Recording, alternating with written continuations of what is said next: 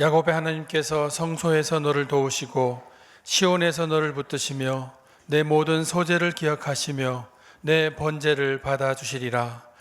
이스라엘아 들으라. 우리 하나님 여호와는 오직 유일한 여호와이시니 너는 마음을 다하고 뜻을 다하고 힘을 다하여 내 하나님 여호와를 사랑하라. 아멘.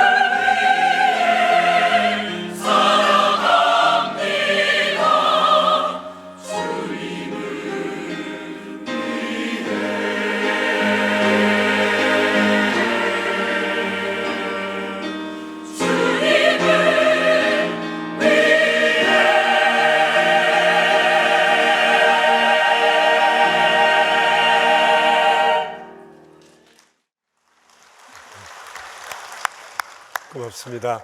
우리 하나님의 말씀을 함께 보겠습니다. 요한복음 18장 1절부터 11절입니다. 오늘 성경 읽기 일과 맨 앞부분에 있는 말씀을 우리가 함께 봅니다. 이는 살아계신 하나님의 말씀입니다. 요한복음 18장 1절부터 11절까지 있는 말씀 우리 함께 받들어 읽겠습니다. 예수께서 이 말씀을 하시고 제자들과 함께 기드론 시내 건너편으로 나가시니 그곳에 동산이 있는데 제자들과 함께 들어가시니라.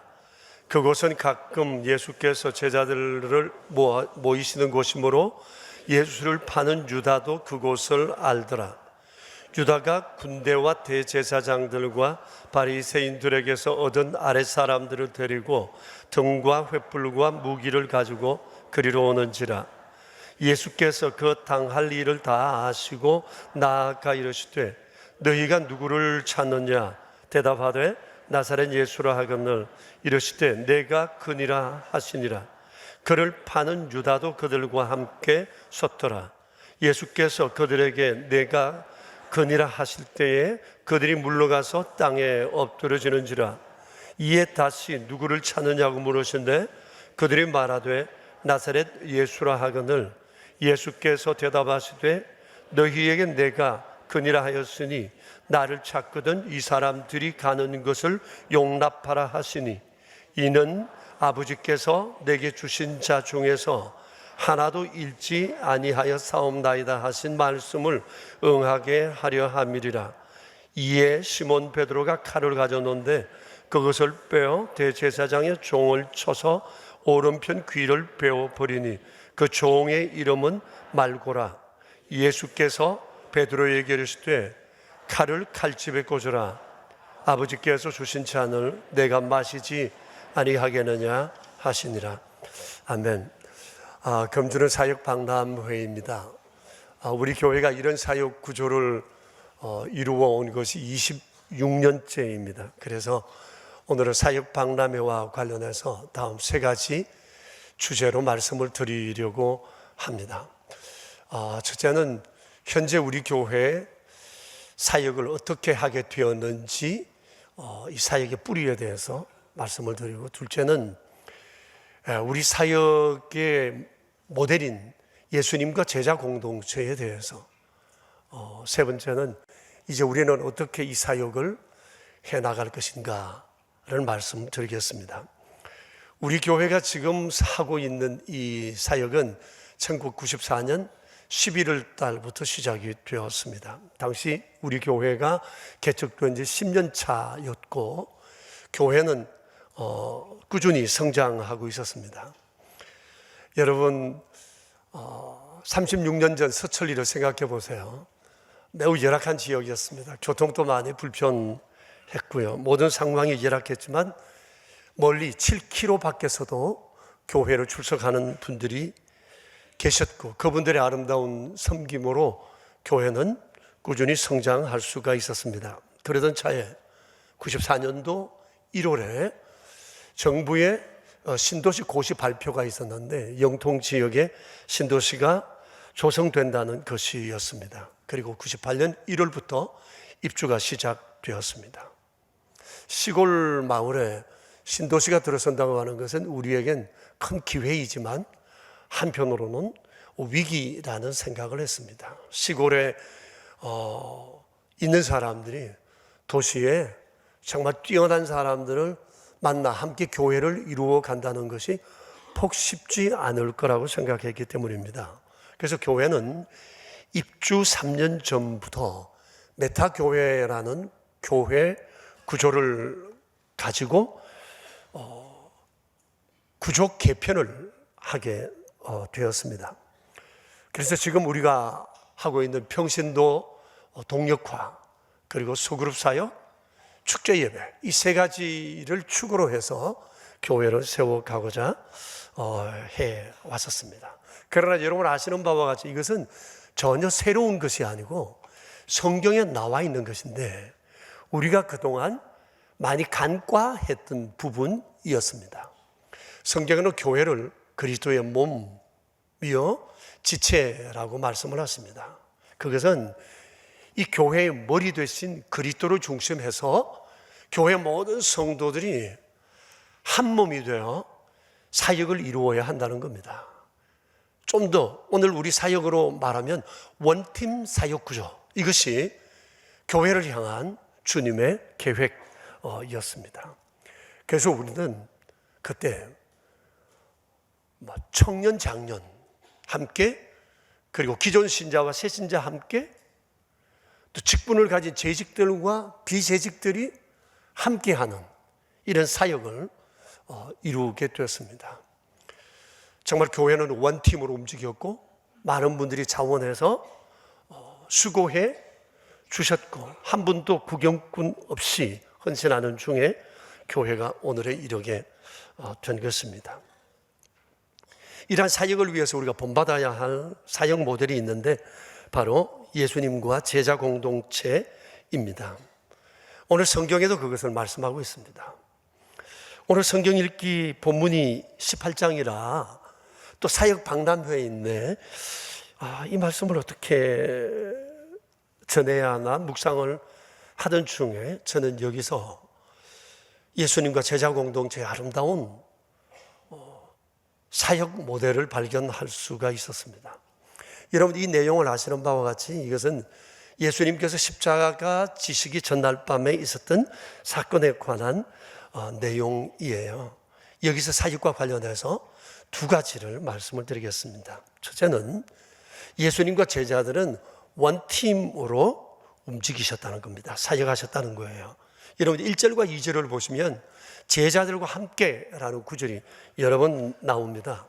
예수님께서 잡히시기 전날 밤 제자들과 함께 기드론 시내 건너편으로 가셔서 제자들과 함께 겟세마네 동산으로 들어가셨습니다. 그런데 이곳에는 평소에도 예수님께서 종종 제자들과 함께 모이신 곳이라고 말씀을 했습니다. 예수님과 제자들은 언제나 함께 했습니다. 공생애를 지내는 동안 항상 그랬습니다. 기쁠 때도 슬플 때도 힘들 때도 어려울 때도 가르치실 때도 기적의 현장에도 초청을 받아 가실 때도 예수님은 언제나 제자들과 원팀이었습니다. 그런데 이런 원팀에 위기도 있었습니다. 제자들은 주님을 많이 성가시게 했고 서툰 짓도 많이 했습니다. 별로 예수님 사역에 큰 도움이 되지를 못했습니다. 오늘 우리가 성경에서 보는 그 바와 같이 오늘 이 밤에 또 그랬습니다. 본문에는 언급되어 있지 않지만 그 뒷내용을 여러분 보시면 모두 다 예수님을 내버려 두고 도망갔습니다. 심지어 베드로는 예수님 신문 받으시는 현장에 있으면서도 나 저 사람 모른다고 3번이나 부인했습니다. 뿐만 아니라 예수님께서 십자가에 못 박혀 돌아가실 땐 12명의 제자 가운데 오직 한 사람 사도 요한 외에는 십자가 아래 있었던 사람이 없습니다. 그토록 정을 들이고 애를 많이 썼는데 그날 밤 주님이 붙잡히게 되자 제자들 모두 다 예수님과 연을 끊어야 되겠다고 생각을 했었습니다. 굉장한 제자 공동체의 위기였다고 말할 수가 있습니다.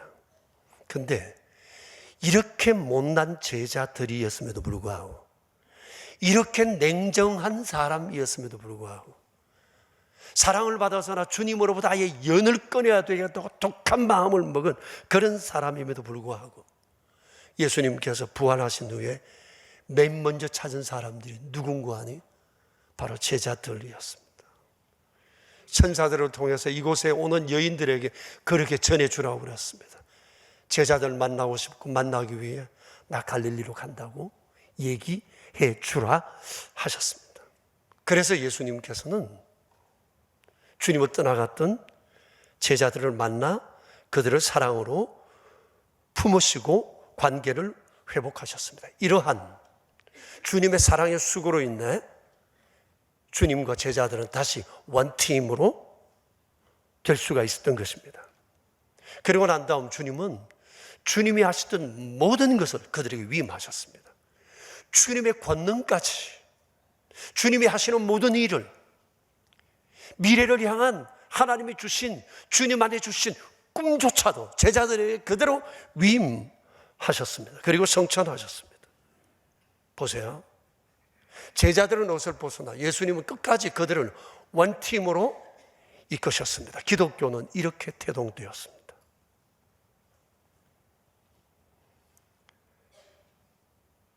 이 원팀 제자 공동체를 위해서 또 주님이 하신 일이 있었는데 그것은 지극한 헌신이었습니다.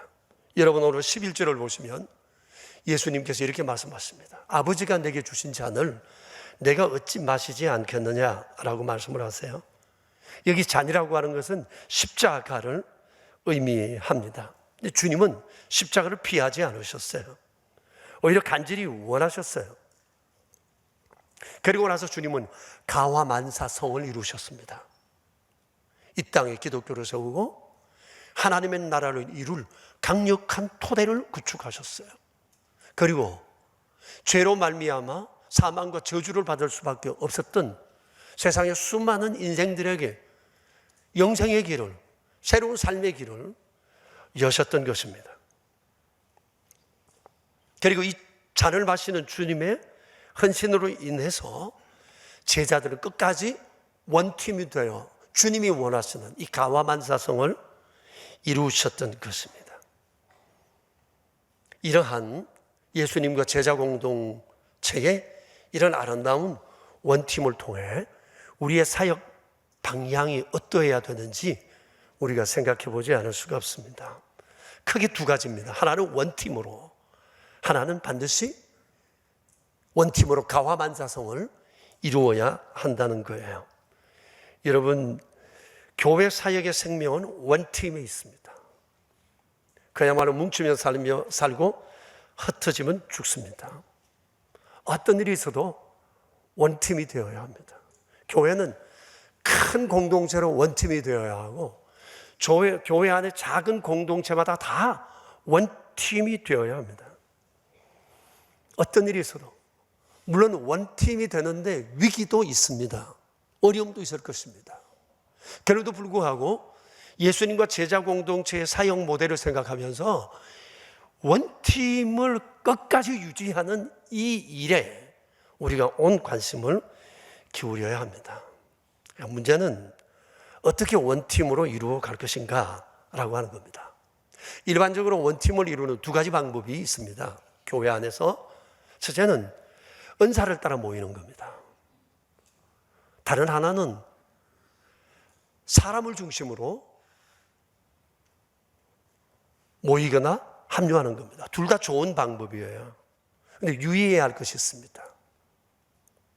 은사로 모이다 보면 기능적으로는 우수한데 모르는 사람들이 모이기 때문에 낯설어서 관계를 이루어 가는데 좀 어려움이 있을 수 있어요. 그리고 사람 중심으로 모이다 보면 팀워크는 좋은데 기능적인 면이 좀 약할 수 있어요. 그리고 사람 중심으로 모이다 보니까 사람에게 치우치게 되고 그 사람과의 관계가 삐뚤어지면 그 원팀이 와해되기 쉽다고 하는 것입니다. 하지만 우리가 기억해야 할 것이 또 있습니다. 사람이 모이는 곳에는 문제는 늘 있게 마련이라는 거예요. 10사람 모이면 10가지 문제가 있고 100사람 모이면 100가지 문제가 있습니다. 아니, 예수님이 중심된 공동체도 그렇지 않습니까? 제자들이 예수님 보는 앞에서도 여러 번 다투었어요. 그리고 들락날락했어요. 예수님 모른다 했고 부인했고요. 심지어 연을 끊어야 되겠다고까지 생각했었습니다. 그럼에도 불구하고 주님의 탁월하신 관계 능력으로 인해서 공동체는 와해되지 않았어요. 견고하게 세울 수 있었어요. 여러분, 모든 공동체마다 위기가 찾아옵니다. 위기는 있습니다. 그것이 사역 때문이든지 사람 때문이든지 위기는 옵니다. 중요한 것은 위기를 넘어야 한다는 거예요.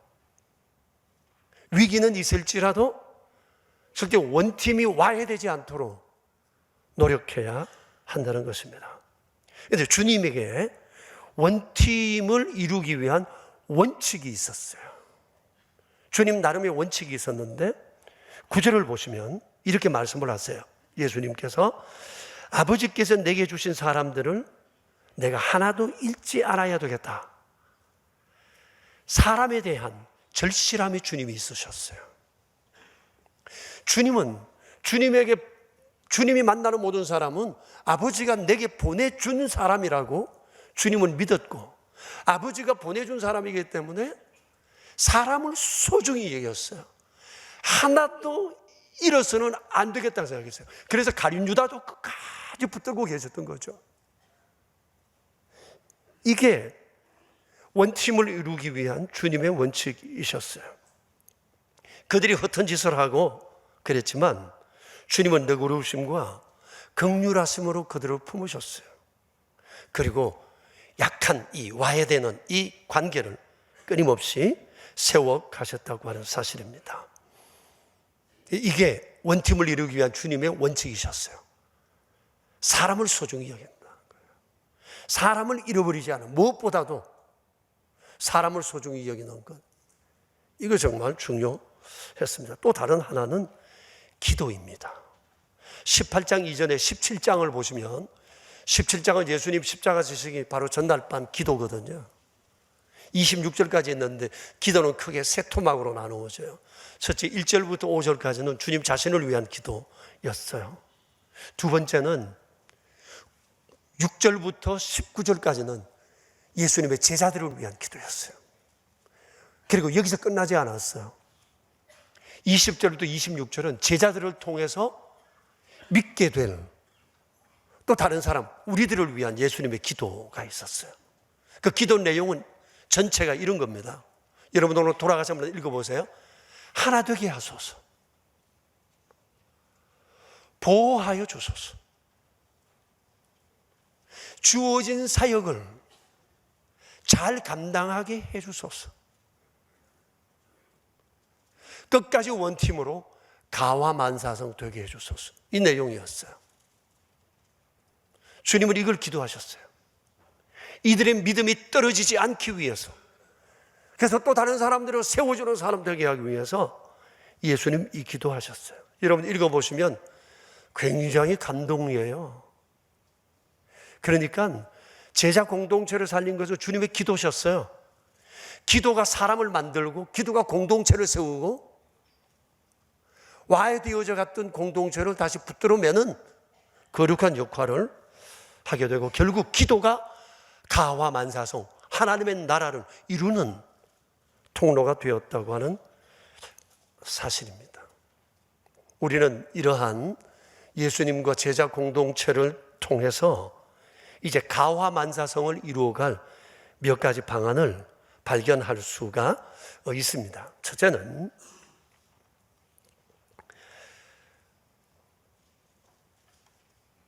우리가 사역을 하면서 팀원들을 볼 때 이 사람은 하나님이 보내주신 사람이라는 확신을 가져야 합니다.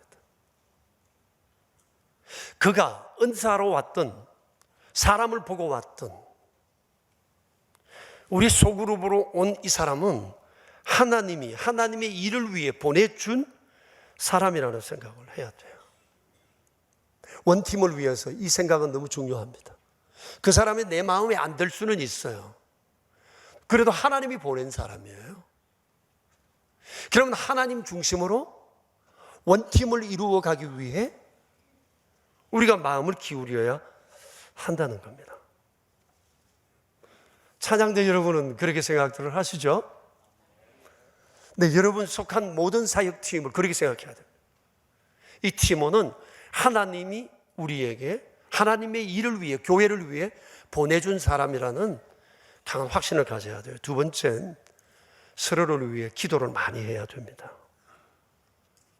하나님의 일을 위해서, 이 사람이 하나님 맡기신 일을 잘 감당하게 하기 위해서, 그리고 우리가 함께 연합하여 이 일을 이루기 위해서 기도해야 합니다. 예수님이 그러셨어요. 예수님은 늘 그런 기도를 하시면서 제자들을 이끌어 가셨거든요. 기도는 만사를 변화시켜요. 사람도 변화시키고 환경도 바꾸어 갔어요. 그래서 우리가 기도를 잊지 말아야 돼요. 세 번째는 관계를 만들어가는 능력을 개발해야 합니다. 왜냐하면 관계는 항상 위기가 찾아오거든요. 사랑하여 결혼한 부부도 위기가 있고요. 내 속으로 난 자식도 위기가 있을 수 있고요. 그렇게 좋았던 친구 관계에도 위기가 있을 수 있어요. 믿음으로 하나님의 사역을 위해서 모인 교회에도 만남과 관계 속에 위기는 있을 수 있어요. 위기가 왔을 때 보통 사람들이 태도는 두 가지입니다. 포기하느냐, 회복하여 계속하느냐, 두 가지입니다. 포기하는 건 쉬운데 회복하여 계속하는 건 많은 노력이 있어야 돼요. 좀 힘은 들어요. 근데 결과는 두 번째가 훨씬 좋아요. 보람이 있기 때문에. 그렇죠. 자, 예수님이 모델입니다. 예수님께서 제자들과 언제나 함께 하셨던 상황을 우리가 떠올리셔야 돼요. 여러분, 좀 전에도 말씀드린 것처럼 제자들이 얼마나 못된 짓 했어요. 그래도 주님 이들을 내치지 않으셨어요. 오늘 성경에 나오는 이 상황만 해도 그래요. 군병들이 예수님 잡으러 왔을 때 제자들이 두려움에 떠는 것을 주님이 아셨기 때문에 주님이 먼저 선수를 치셨습니다. 군병들 앞에 가서 먼저 얘기를 합니다. 나가서 6절에 그랬죠. 주님이 먼저 4절에 보면 군병들 앞에 나아가 주님 말씀하죠. 누구를 찾으러 왔느냐. 내가 나사렛 예수다. 나를 잡아가라. 그리고 여기 있는 이 사람들은 보내주라. 그 주님은 선수를 치신 거예요. 이렇게 주님의 마음은 제자들을 향해서 굉장히 절실했어요. 근데 보세요. 주님의 이 놀라운 사랑을 입었음에도 불구하고 제자들은 어땠죠? 주님의 은혜를 헌십짝처럼 내팽개쳤어요. 떠나버렸어요. 모른다 했어요. 부인했어요. 연을 끊을 정도로 그들은 마음에 단단히 다시는 예수님과 엮이지 않겠다고 생각하고 그곳을 떠나가 버렸던 거거든요. 이런 그들이 어떻게 주님과 함께 다시 원팀이 될 수 있었을까요? 이게 주님의 관계 능력입니다. 주님은 그들을 포기하지 않으신 거예요. 이게 주님의 관계 능력이에요. 근데 우린 이게 잘 안 됩니다. 이쁘지 않는 사람을 어떻게 품어요? 고민 많죠? 벌써 제가 이 말씀을 드리니까 벌써 머리에 번뜩 스쳐 지나가는 놈이 있죠?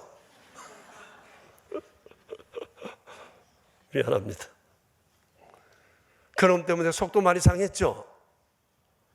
근데 이쁘지 않은 사람을 우리가 어떻게 품을 수 있을까요? 버릴 겁니까? 품어야죠. 이게 관계를 회복시키는 능력입니다.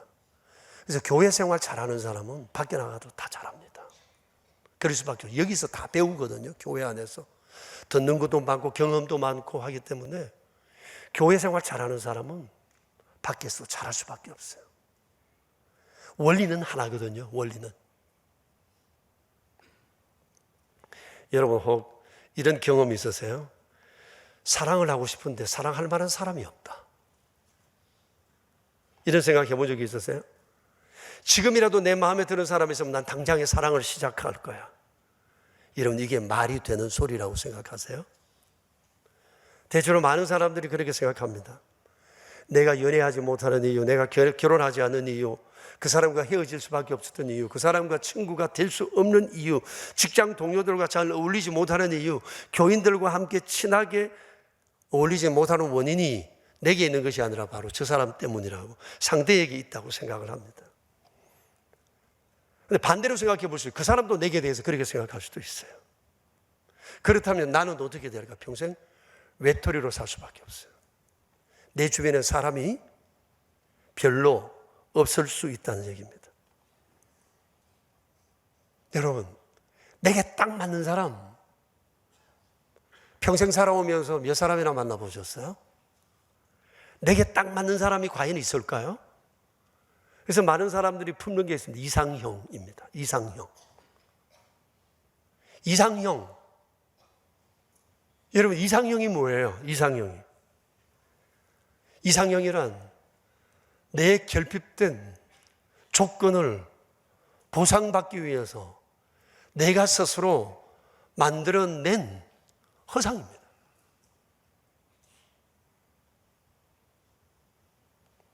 예, 근데 공부에 한이 있으린 사람은 학력이 좋은 사람 보면 끌립니다. 점수를 잘 줍니다. 외모에 또 컴플렉스가 좀 있는 사람은 외모에 집착하게 됩니다. 어렸을 때부터 경제적으로 어렵게 살아온 사람은 돈 있는 사람이면 다른 조건은 다 괜찮아. 다른 조건은 무시해. 안 봐. 돈만 있으면 돼.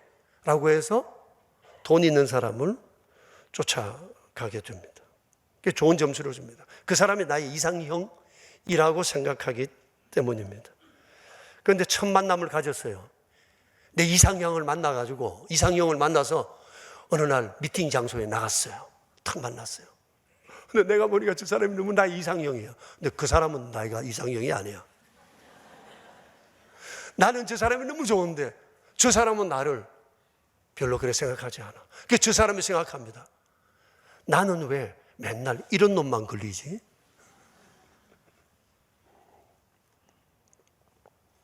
여러분,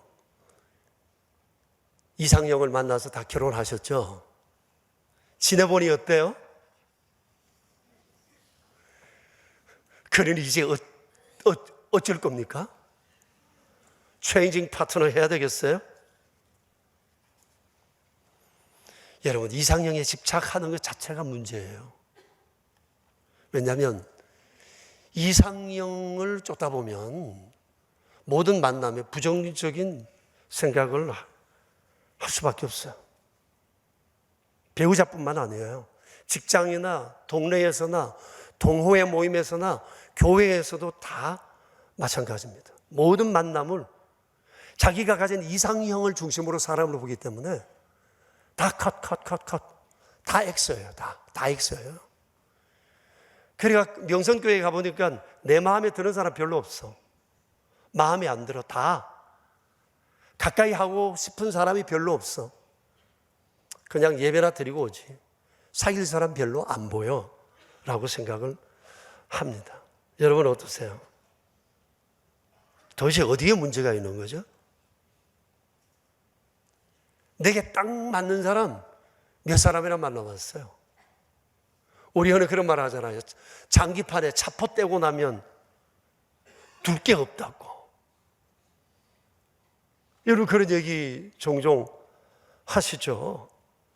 마음에 드는 사람에 집착하다 보면 다른 만남은 다 건성이 될 수밖에 없고요. 그러다 보면 결국 내가 만나는 사람은 굉장히 좁아져요. 나중에는 나 하나밖에 남지 않을 수도 있어요. 다른 사람에게 마음을 전혀 못 줘요. 나중에 굉장히 외로워져요. 내가 그를 인정하지 않는데 그가 나를 인정하겠어요? 사람은 영물이라 다 느껴요. 그 사람이 내 좋아하는지 안 하는지 딱 느껴지잖아요. 그렇다고 해서 다 거부해버리면 어떻게 되겠어요? 그래서 여러분, 우리가 함께 모여 살면서 관계를 잘 이루어가기 위해서 해야 할 중요한 것은 일단 사람을 만나면 환대하는 태도를 가지는 것이 굉장히 좋아요. 환대하는 태도. 이게 중요해요. 그게 첫 번째 웃음이에요. 손을 한번 흔들어주는 겁니다. 꾸벅이 인사하는 겁니다. 서구인들은 이런 것에 대해서 상당히 훈련이 잘 됐어요. 저도 가끔 그 미국에 나가서 이렇게 사람들 만나면 낯선 사람이 날 보고 웃어요. 인사도 해요. 하이도 해요. 그러면 우리 동양 사람들은 흔히 날 보고 웃어주면 저 사람이 날 좋아하나 봐. 이렇게 생각을 합니다. 나하고 연애하자는 거예요. 뭐야? 이러다가 뚫어지게 쳐다보다가 이제 또 문제가 생기기도 하죠. 그 사람도 속에는 뭐가 들어있는지 모르지만 일단 처음 만난 사람들에게 뚱하니 있을 건 없잖아요. 그렇지 않아요? 환대하는 것, 웃어주는 것, 반갑게 보는 것, 인사 한번 하는 것, 그게 그렇게 어렵습니까? 그런데 우린 대부분 그래요. 딱 만나서 이상형 아니면 패스. 기분 나쁘게 아주 쳐다봐요. 그러니까 싸움 붙잖아요. 왜? 뭐가 기분 나빠? 이래야 싸우는 사람들이 많다니까요. 우리 예수님은 사람들을 환대하셨습니다. 일단 예수님의 기본 마인드가 내가 만나는 모든 사람, 아버지가 내게 보낸 사람들이라는 이 생각이 있으니까. 제자들을 모으실 때도 그랬잖아요. 갈릴리 해변가 다니시다가 베드로와 안드레가 고기 잡고 와서 그물 씻는 것을 보시고 가서 주님 그러셨어요. 나를 따라오너라. 내가 너희를 사람 낚는 어부되게 하리라. 비린내 냄새가 풀풀 나는 두 젊은이입니다. 그런데 주님은 그들을 환대하셨어요. 또 좀 가다가 요한과 야고보를 봤어요. 동일하게 부르셨어요. 또 어느 날 길을 가다가 세관 앞에 있는 세리 마태를 봤어요. 그 사람은 온 동네로부터 욕먹는 사람입니다. 따라오라고 그러신 거죠. 예수님의 제자들은 전부 다 이렇게 모인 사람들입니다. 성격도 각각이고 출신도 다른 사람들이 많아요. 그런데 주님은 그들을 부르셨고 그들이 주님의 일을 하면서도 굉장히 어리버리했지만 그들을 사랑하는 마음으로 대하시고 부족한 그들을 위해 끊임없이 사랑을 베푸실 뿐만 아니라 기도하면서 그들을 세워주셨다고 하는 사실입니다. 우리 또한 그렇습니다. 우리가 뭐 잘나서 예수님을 믿은 건 아니잖아요. 정말 우리 안에 추함이 있어요. 더러움이 있어요. 우린 죄인이잖아요. 그런데 주님께서 우리를 불러주셨고 그뿐만 아니라 우리가 예수님을 믿고 난 다음에도 여전히 허물진 일들을 많이 하지만 주님은 여전히 우리를 기도하며 세워 오늘까지 여기 오게 하신 겁니다. 그리고 우리에게 교회를 섬길 기회를 주시고 하나님의 나라를 세워갈 수 있도록 행하신 것입니다. 이런 우리도 세상을 살아가는 동안 교회 생활하는 동안 나와 또 다른 사람들을 많이 만나게 되는 거예요. 특히 은사를 따라 사역을 하다 보면 정말 다른 생판 모르는 분들도 우리가 만나게 돼요. 그래서 그때 우리는 환대하는 훈련을 해야 돼요. 어떻게 해요? 이 사람은 하나님이 보내준 사람이라는 사실, 오늘 내가 만난 이 사람 하나님이 만나게 한 사람이라는 사실을 우리가 받아들이고, 그리고 함께 일을 하다가 부족하면 서로가 기도하고, 그리고 이 사람이 항상 좋은 사람이라는 생각을 하고 좋은 태도로 대하는 삶의 태도, 이건 너무너무 중요하다고 봐요. 그리고 기도하다 보면 기도하는 사람을 미워할 수는 없거든요.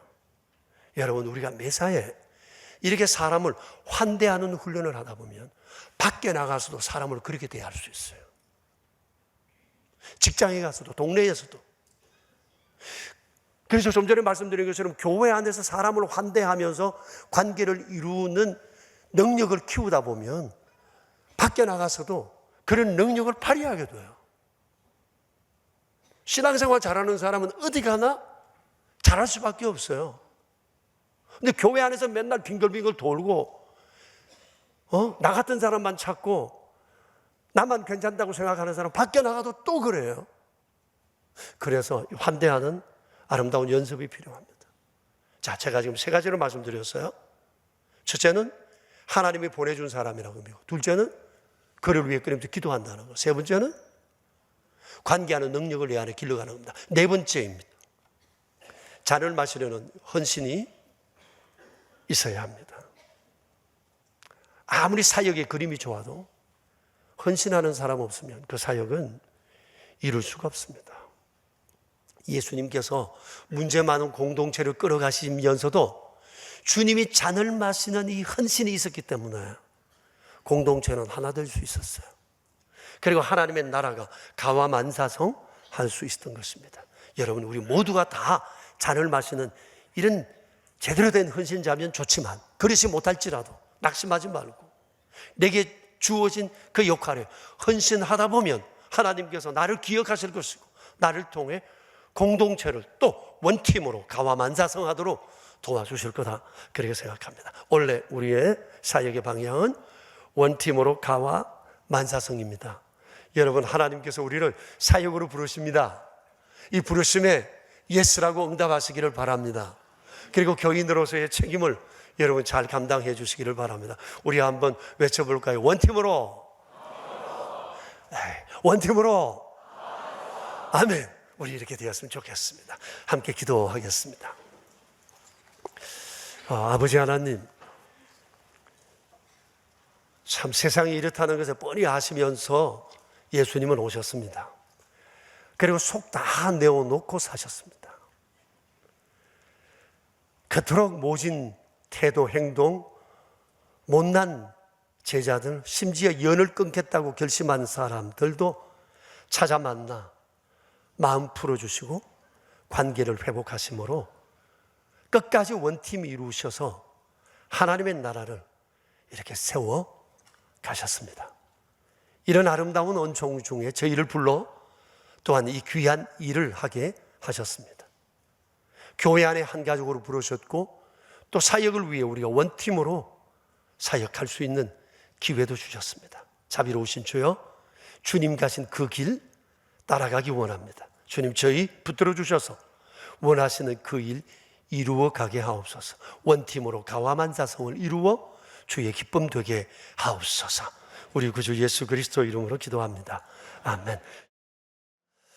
하나님 아버지, 교회의 머리 되신 우리 주님을 통해 우리의 아버지의 마음을 알게 하시고 주와 함께 하나님의 교회를, 그리고 이 땅 가운데 하나님의 나라를 세워갈 수 있게 해주신 것을 감사드립니다.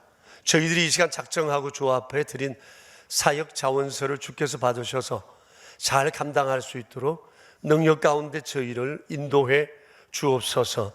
베풀어 주신 은혜를 기억하며 또 저희를 통해 행하실 일들을 기억하며 귀한 물질 구별하여 예물로 드려옵니다. 드린 손길들마다 주님 기억해 주시고 드린 제목들마다 우리 하나님 익히 하시오니 복되게 하시어 우리 평생 물질로도 주를 영화롭게 해드리는 복된 삶 살아가게 하옵소서. 우리 구주 예수 그리스도 이름으로 기도드리오며 이제는 우리의 길 되신 주 예수 그리스도의 은혜와 만복의 근원 되신 아버지의 크신 사랑하심과 성령님의 교통하심이 모인 저희 무리들과 명선의 모든 가족들과 주님의 몸 되신 교회 위에 이제로부터 영원히 함께 계시옵기를 간절히 축원하옵나이다. 아멘.